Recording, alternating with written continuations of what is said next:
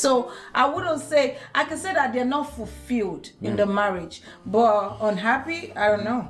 I really don't know. Yes, I'll say definitely somebody who is cheating, it's a void. Void is not a crime. Don't bite me, okay? Because you know someone is saying, so is that an excuse? Yes, exactly. But it's a void, right? Okay, let me help you here. It could be their own, definitely is their own personal insecurities, and it's a low self-esteem thing. Right. Okay? Because if you have high self-esteem, you wouldn't, it's not a need to do something wrong to fill a void, right? But when you have low self-esteem, one of the symptoms is that you settle for, let me do something wrong to make myself feel better. Feel better, yeah. Right? None of this is a crime. None of this is neither right. All right, so here's a question for you. Why do cheaters stay in unhappy relationships? Why do cheaters? Why don't they move on? Yeah. Why do they stay in a relationship? They're not happy and they keep cheating. Yeah, the person that's asking this question is always is assuming that a cheater is in an unhappy relationship, right? So since obviously this person is saying obviously they're not happy, why are they staying in an unhappy relationship? I don't know. I think if someone is cheating consistently, like they just cheat, this is what they do in relationships, right? Then there's something missing somewhere. There's a void somewhere that they need to, work on. There's something wrong with that. Another reason why I feel like people will stay in a relationship and cheat is because they're invested in that relationship and they don't want to lose out on whatever they've invested in. Like, for example, what like in marriages, like, there are kids there. You have children. Responsibilities. There's bills. There's business investments and stuff like that that you could be doing with They're your joined spouse. by the hips, financially speaking. Everybody's paying. They're paying bills together. They live in the same household. And in that moment, they just want to eat their cake and have it. Like, she doesn't have to know. He won't know. This is just a quick one. And I mean, I'm not saying that's definitely what it is for everyone, but that's one of them. That is one of it, Right. So I don't know. That's what I can say.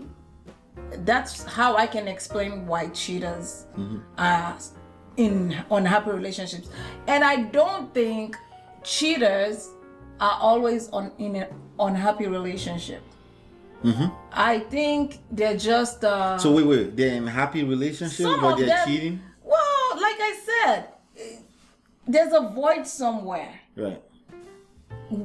Within that person, it has nothing to do with their spouse. The spouse could be the best spouse ever, but this guy goes out and has a weakness for big butts, right, or something, and it's like, oh my God, she's not gonna know. I'm just gonna do a quick one. Or this lady, she just loves good-looking guys, or there's an emotional disconnection, but she thinks her husband is a great guy, but you just don't have time for her. And she's like, you know what? This guy's giving me. So what you're describing? This guy's giving me some attention. Correct me if I'm wrong. What you're describing is low level of attraction. Yeah, basically. So low level of attraction, but you're also saying that has nothing to do with happiness. If there's low level of attraction, they're not happy. Well, because so let's disconnect happy from it's a crime or not. It's not a crime. It's not a crime. Yeah. It's a state of mind at any period in time. Right. If you're not attracted to your spouse, right, is it okay to say that you're not happy? If happiness is not a crime or lack thereof. People are in marriages for different reasons. Some people will say, "What's love's got to do with it?" Oh, that's the problem. Yeah, like we're just trying to build an empire and stuff like that. Men and women are supposed to just get married, create an empire, and be responsible and do this. Some people, they don't. For me personally, I'm in a marriage because I'm in love with who I'm with. And when I don't feel loved, there's a disconnection.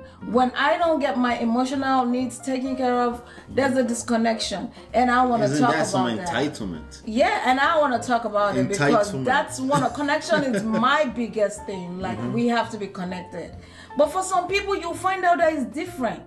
Even in some cultures, it's different. People marry for different reasons. So I wouldn't say, I can say that they're not fulfilled in the marriage, but unhappy, I don't know. I really don't know.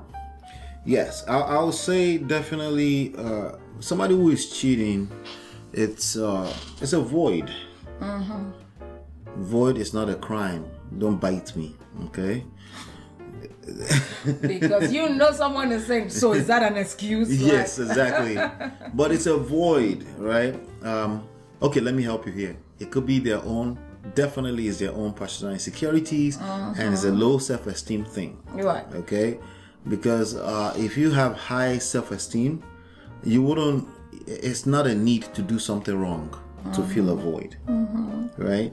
But when you have low self-esteem, one of the symptoms is that you settle for, let me do something wrong to make myself feel better. Feel better, yeah. Right? None of this is a crime. None of this is neither right nor wrong. It's just a state where people go to, okay, at least that's the outlook I want you to have about it. Because once you think of it as wrong, then your outlook is wrong. Then if somebody does wrong, they should be beheaded. Right? Yeah. But this is your spouse we're talking about, right? Or somebody you love, or at least the mother of your children. Speaking of, children is one of the reasons why people are invested. Finances. And no, it's not that easy to just up and leave. We're talking about a whole lifetime commitment that somebody made. Oh, they should be committed then. Well, I just told you, she just told you, sometimes people settle for, because of low self-esteem, they could settle easily for, let me have my cake and eat it too right now, to satisfy the urge in the moment in time. And plus, let's keep it realistic. There are ups and downs in a marriage. Marriages. There will be that time where things those are gonna be. It's not excuses, but you know, sometimes when you're going through the down and you're not connected with your spouse, there's no unity, it makes it harder. So the point, and people will seek outside attention because the person they're connected with, it's not an excuse. I'm just telling you the reality of life. Things. Right. This will happen. So to add on to what she just said, right? You should understand that that's reality. And what that means for you is that you should pay attention to your spouse and the level of connection they may have with you at any point in time. Does it sound like a lot of work? Well, also having a happy marriage that is in a good state is good rewards, right? You want that, right? So yes, that's going to take some work on your end in terms of engaging, paying attention, making sure you're filling that love tank from time to time, understanding each other's love language and things like that. If you're in a place where things are already broken and you're asking this question and you're saying, why do cheaters stay? Why not just leave instead of cheating? Well, we just give you the answers. People have vested interest and people are very selfish when it comes to feelings. Yes. Right? When it comes to duty, they understand from a cerebral standpoint that, oh, it's time to engage a duty. But when feelings creep in, all of the different standards, structures, character, values, those things go out the window. And that's why you want to make sure that you're giving in your relationship and outgiving each other. If you're the only one listening to me right now, you need to pay attention to how much you're giving. And is it working? And always start with giving to self, because if you don't give to self, if it just seems like you're giving to that person, they will continue to take you for granted if that's where you are right now. So always make sure you're giving to self first and then focus on giving to the person with respect to also you're also taken care of, right? If you do that, you should be fine.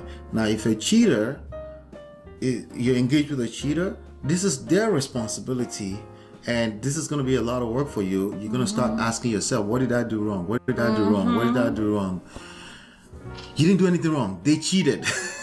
Okay?